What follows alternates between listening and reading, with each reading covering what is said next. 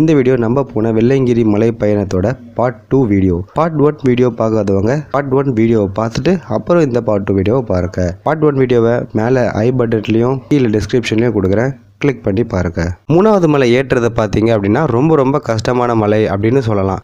ஏன் அப்படின்னா நடுவில் பார்த்தீங்க அப்படின்னா தண்ணீர் வர வாய்ப்பு இருக்கு. ஸோ இன்கேஸ் மழை பெஞ்சாலோ இல்லைனா மேலே இருக்கிற சுனையில் இருக்கிற நீல் கசிஞ்சாலோ இந்த வழியாக தான் வரும். ஸோ ஆல்ரெடி மண் இங்கே நிறைய இருக்கிறதால உங்களுக்கு ஏறதுக்கு ரொம்ப கஷ்டமாக இருக்கும் அண்ட் சேரும் சகதியமாக இருக்கும். இதுவே மழைக்காலம் இல்லை வெயில் அடிக்குது அப்படின்னா ஓரளவுக்கு ஈஸியாக நீங்கள் இந்த தேர்ட் மலையை கடக்கலாம். இந்த மூணாவது மலையோட எண்டிங்கில் பார்த்தீங்க அப்படின்னா கைத்தட்டி சுனை அப்படின்னு ஒரு சுனை இருக்குது. இந்த சுனையிலையும் நீங்கள் நீர் பிடிச்சிக்கலாம் அண்ட் அந்த நீரை பருகிக்கலாம்.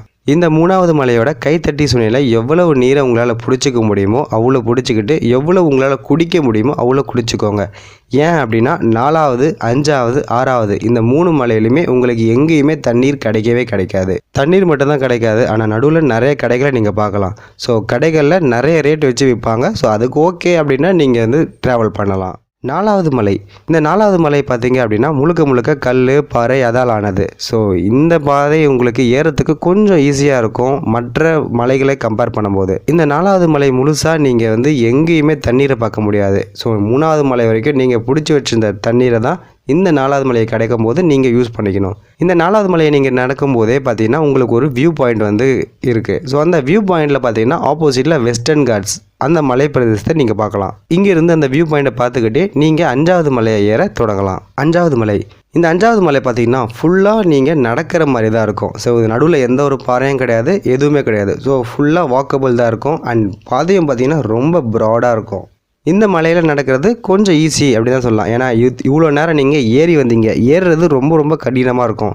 ஆனால் நடக்கிறது கொஞ்சம் ஈஸியாக தான் இருக்கும். இதுவே நீங்கள் நண்பகல் பட்டப்பகல் நடக்கிறீங்க அப்படின்னா கொஞ்சம் அந்த வெயில் காரணமாக உங்களுக்கு நடக்கிறதுல சிரமம் ஏற்படலாம். ஆனால் நீங்கள் இந்த மலையை கடக்கிறது கொஞ்சம் ஈஸி அப்படி தான் சொல்லுவேன். இந்த 5வது மலையில் பார்த்தீங்க அப்படின்னா உங்களுக்கு நிறைய கடைகள் இருக்குது. இந்த கடைகளில் உங்களுக்கு சாப்பிட்றதுக்கு உணவும் இருக்குது அண்ட் பருகிறதுக்கு இந்த மாதிரி நீர்மோர், அதுக்கப்புறம் கூழ் விற்கிறாங்க அண்டு லெமன் சோடா, இந்த மாதிரி நிறைய பானங்களும் விற்கிறாங்க. இந்த 5வது மலையை கடக்கிற வழியில் பார்த்தீங்க அப்படின்னா உங்களுக்கு ஒட்டன் சித்தர் சமாதி இருக்கும். இந்த ஒட்டன் சித்தர் யார் அப்படின்னா இந்த பாதையை, அதாவது நம்ம ஏறி வந்தோம் இல்லையா 1வது மலையிலேருந்து 7வது மலை அந்த சிவபெருமானை பார்க்க இந்த பாதையை அமைச்சு கொடுத்தது இந்த ஒட்டன் சித்தர் தான் அப்படின்னு கூறப்படுது. ஸோ இந்த ஒட்டன் சித்தருக்கு இங்கே ஒரு சமாதி அமைச்சிருக்காங்க அண்ட் மேலே தீபமும் ஏற்றிருக்காங்க. ஸோ இந்த ஒட்டன் சித்தரை வணங்கிட்டு நம்ம நம்மளோட பயணத்தை தொடரலாம். இந்த 5வது மலையிலேருந்து பார்க்கும்போது உங்களுக்கு தொலைவில் ஒரு மலையோட உச்சியில் ஒரு கிளிப் மாதிரி தெரியுதா, அதுதான் பார்த்தீங்கன்னா நம்மளோட சிவபெருமான் குடியிருக்கிற கோயில். இதுதான் நம்ம வெள்ளையங்கிரி ஆண்டவர் கோயில் அப்படின்னு சொல்கிறோம். ஸோ அந்த கோயிலை நோக்கி தான் இப்போ நம்ம பயணம் தொடருது.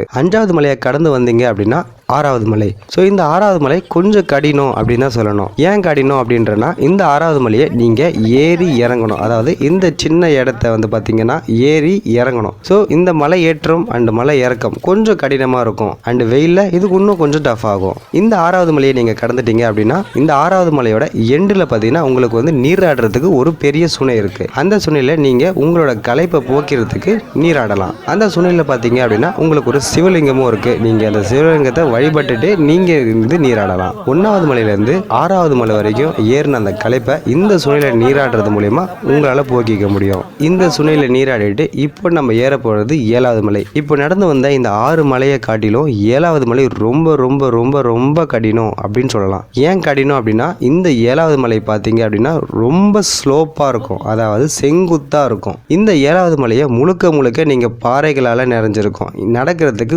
கொஞ்சம் கூட இடம் இருக்காது. ஸோ நீங்கள் ஃபுல்லாக பாறைகளை ஏறி தான் போகணும் அண்ட் ஃபுல்லாக செங்குத்தாக இருக்கிறதால நீங்கள் கொஞ்சம் ஜாக்கிரதையாக தான் போகணும். இந்த 7வது மலையை நீங்கள் கடந்துட்டீங்க அப்படின்னா சிவபெருமானை தரிசிக்கலாம். 7வது மலையை ஏற கொஞ்சம் நடுவில் பார்த்தீங்கன்னா உங்களுக்கு ஒரு பிள்ளையார் கோயில் இருக்குது. அதாவது 1வது மலையில் ஒரு பிள்ளையார் கோயில் பார்த்தோம் இல்லையா, அதே மாதிரி இங்கே ஒரு பிள்ளையார் கோயில் இருக்குது. இதுவும் பார்த்தீங்கன்னா ரொம்ப ஆண்டுகளுக்கு முன்னாடி வடித்த சிலை அப்படின்னு சொல்லப்படுது. இது எல்லாத்தையும் கடந்து நீங்கள் 7வது மலையோட உச்சிக்கு போயிட்டீங்க அப்படின்னா காணத்தகாத காட்சி, அதாவது சிவபெருமானோட அந்த அரிய காட்சியை நீங்கள் வழிபடலாம். 7 மலையை ஏறி வந்த அந்த களைப்பெல்லாம் போகிற அளவுக்கு சிவபெருமான் உங்களுக்கு காட்சி அளிக்கிறாரு. இங்கே காம்பவுண்ட் வால் மாதிரி உங்களுக்கு திரிசூலம் திரிசூலம் ஃபுல்லாக வந்து கவர் ஆகிருக்கு. இந்த திரிசூலத்தெல்லாம் நீங்கள் க்ராஸ் பண்ணி உள்ளே போனீங்க அப்படின்னா சிவபெருமானை நீங்கள் தரிசிக்கலாம். விடிய காலையில் அதாவது ஒரு 6-7 மணிக்கு வந்தீங்க அப்படின்னா சிவபெருமானுக்கு நீங்களே வந்து அர்ச்சனையை வந்து செய்யலாம், நீங்களே வந்து பூஜை செய்யலாம். கொஞ்சம் லேட்டாக இந்த கோயிலுக்கு பூஜாரிகள் வந்து அவங்க வந்து பூஜைகளை வந்து மேற்கொள்வாங்க.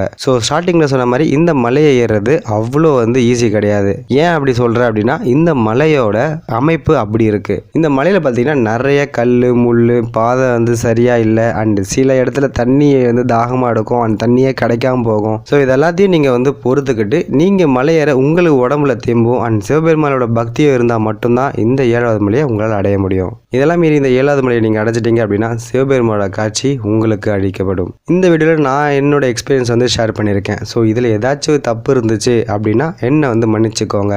மேலும் இந்த மாதிரி பல வீடியோஸ்க்கு நம்ம சேனலை சப்ஸ்கிரைப் பண்ணிவிட்டு கீழே இருக்கிற பெல் ஐக்கானை கிளிக் பண்ணி எனக்கு சப்போர்ட் பண்ணுங்கள். இன்னொரு வீடியோவில் உங்களை எல்லாம் சந்திக்கிறேன். அது வரைக்கும் ஸ்டே ஃபிட்.